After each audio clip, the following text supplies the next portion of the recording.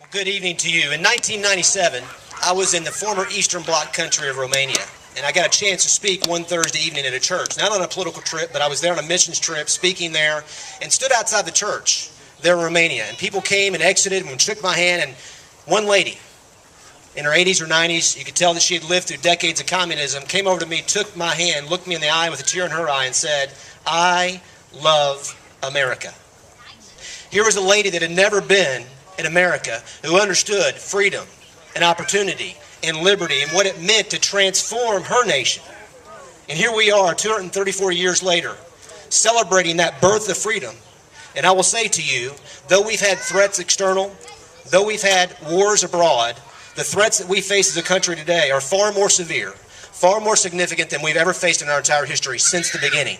I'm running for Attorney General for one primary and fundamental reason: to advance your freedom, to protect your rights. And I will say to you that we must, in this time, stand up and say to Washington, you will not advance on our liberties anymore. We will stand back and make sure that we protect our constitutional liberties. That's why I'm running for Attorney General.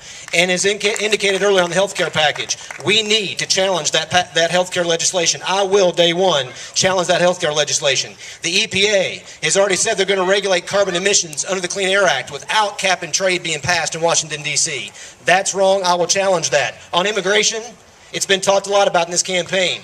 We need an Attorney General, and I will be your Attorney General, that will sue the federal government to hold them accountable for failing to do their job and not enforcing the border. It is a mandatory obligation. They are failing to do it. It's costing the state of Oklahoma $200 million a year, and I, as your Attorney General, will protect your interests there.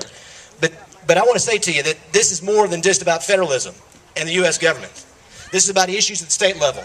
How many of you, when you go get your driver's license, are excited about taking your thumbprint and putting on a driver's license for someone to keep on your behalf? I'm not.